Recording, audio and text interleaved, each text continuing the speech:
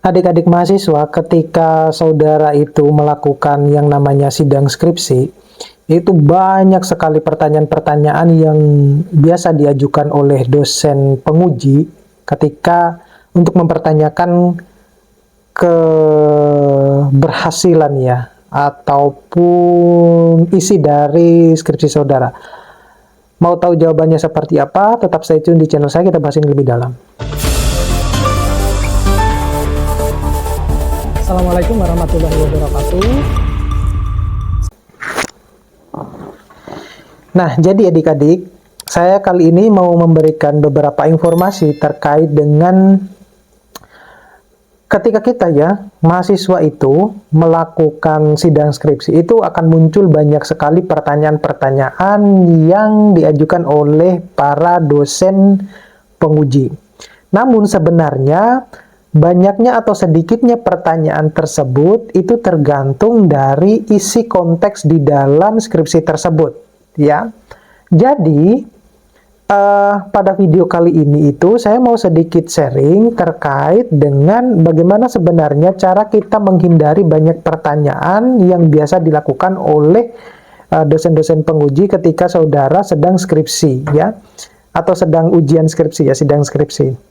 Nah, ini tentunya bisa menjadi masukan buat teman-teman yang sedang menuju ke sana, yang akan melakukan sidang skripsi, di mana tentu impian bagi semua mahasiswa, syukur-syukur kalau skripsi itu tidak ada sidang skripsinya gitu ya, dan itu sudah banyak dilakukan oleh universitas-universitas yang lain. Namun, ada kalanya ketika sidang itu juga hanya dilakukan secara formal. Kalau memang syarat yang ditetapkan oleh sebuah universitas itu sudah dilalui atau sudah ditempuh, maka sidang skripsi itu hanya dilakukan secara formalitas saja. Ya, tetapi ada juga teman-teman yang harus melalui pakai sidang skripsi.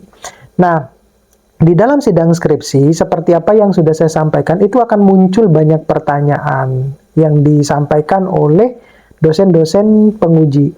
Namun, ada kalanya bahwa banyaknya pertanyaan tersebut itu ternyata itu dipengaruhi oleh apa yang Anda tulis di dalam skripsi tersebut sehingga memunculkan banyak pertanyaan oleh si penguji tersebut. Nah, oleh karena itu, saya akan memberikan beberapa tips biar kita itu tidak mengalami banyak pertanyaan ketika saudara sidang skripsi.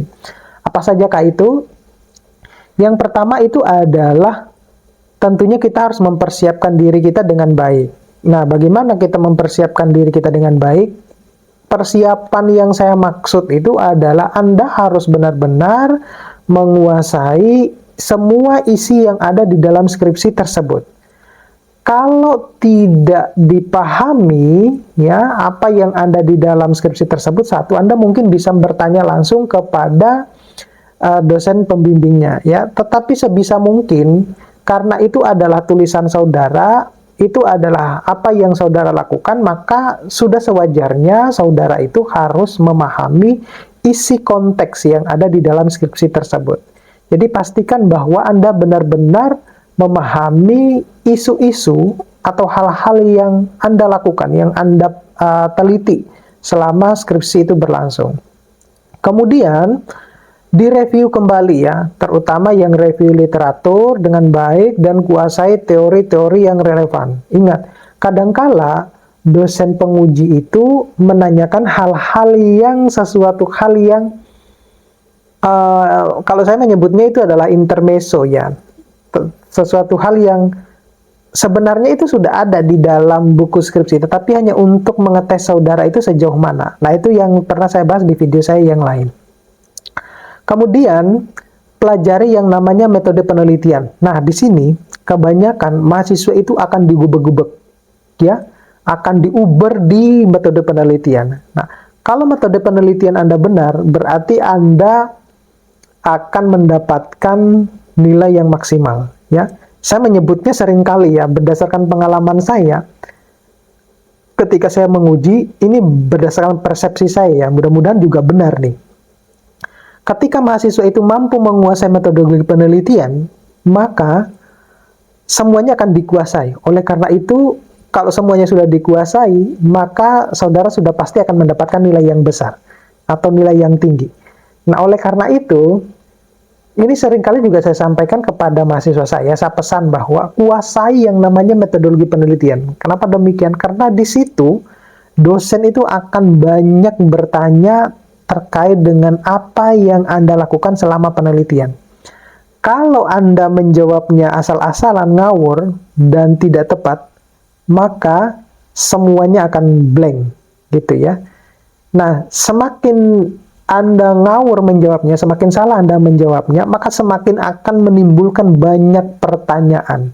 Oleh karena itu, kalau mungkin bab 1, bab 2 itu ya mungkin hanya cuma beberapa pertanyaan. Mungkin masing-masing dosen penguji ya paling hanya cuma 2 atau 3 pertanyaan. Tetapi kalau sudah di metodologi penelitian, wah itu sudah banyak sekali yang akan muncul. Oleh karena itu, pastikan betul-betul bahwa metodologi penelitian Anda itu sudah benar. Sehingga tidak akan memunculkan banyak pertanyaan.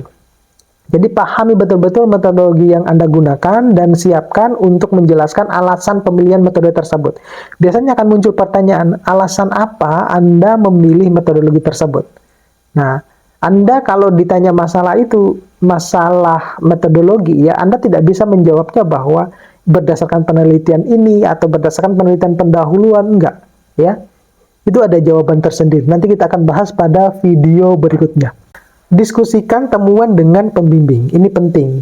Bahwasanya setiap temuan yang perlu Anda pahami itu bahwa namanya penelitian itu tidak ada yang sempurna.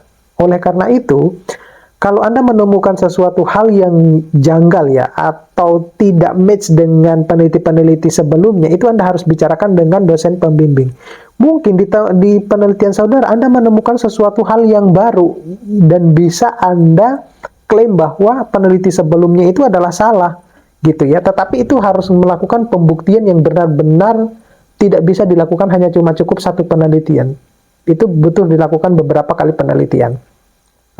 Kemudian bertanya pada diri sendiri, ya, minta teman misalnya, ya, atau rekan sejawat untuk mengajukan pertanyaan kritis terhadap peneliti, ya, terhadap Anda, ya, sebelum Anda sidang. Jadi caranya itu adalah Anda minta tolong nih ke teman-teman saudara bahwa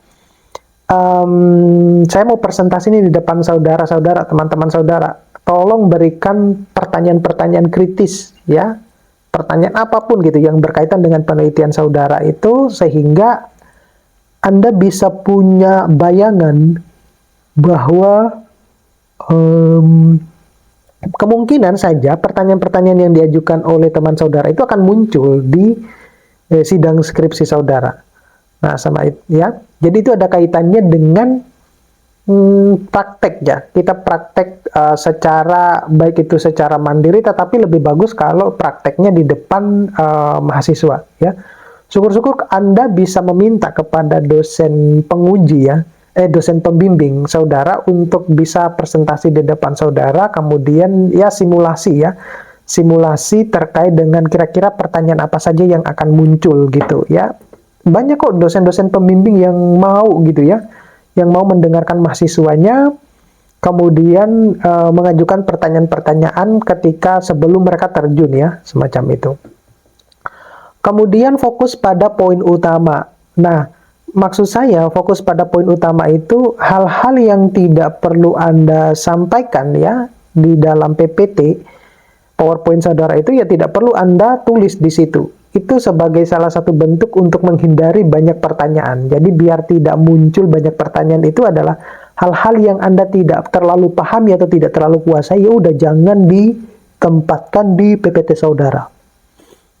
Kemudian gunakan yang namanya jalur jujur dan terbuka ya. Ini yang seringkali juga sering disampaikan ya, bahwasanya tampilkan apa adanya hasil penelitian saudara itu ya, seperti apapun.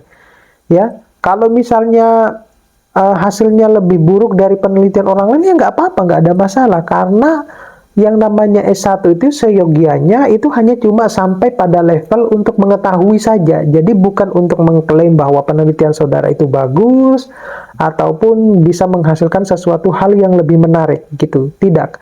Jadi adik-adik mahasiswa yang perlu Anda pahami bahwa saudara itu hanya cuma diklaim sebagai bahwa hanya sekedar untuk mengetahui. Tidak harus menghasilkan sesuatu hal yang menarik gitu ya. Ya syukur-syukur kalau menarik ya tidak apa-apa. Kemudian perhatikan bahasa tubuh ya.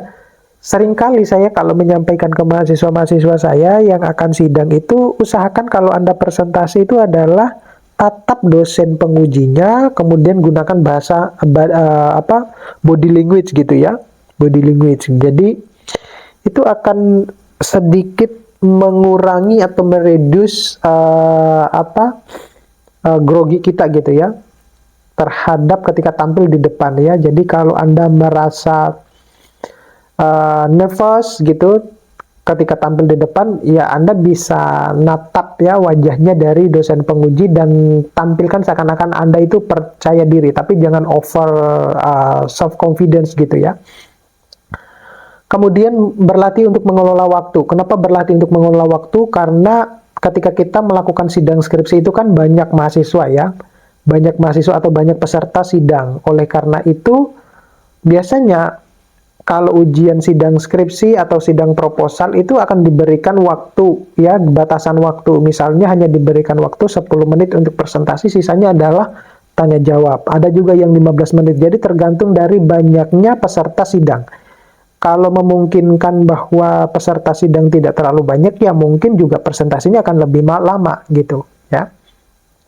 Kemudian pahami kemungkinan pertanyaan-pertanyaan. Ini sudah sering saya bahas di video-video saya yang lain. Adik-adik bisa lihat ya, biasanya ada pertanyaan-pertanyaan yang umum yang biasa ditanyakan oleh dosen-dosen penguji. Di situ juga saya sudah memberikan jawabannya, tapi nanti kelak saya akan mereview ulang ya. Untuk merefresh pertanyaan-pertanyaan tersebut, mungkin saya akan membuat dalam satu video satu pertanyaan gitu. Itu sudah saya lakukan pada mulai dari yang judul dulu. Oke, terima kasih. Mudah-mudahan ini bisa membantu teman-teman, adik-adik, mahasiswa. Kalau ada yang mau ditanyakan, silakan chat di kolom komentar atau chat di Instagram saya ataupun di Facebook saya. Sampai ketemu pada video-video berikutnya. Assalamualaikum warahmatullahi wabarakatuh.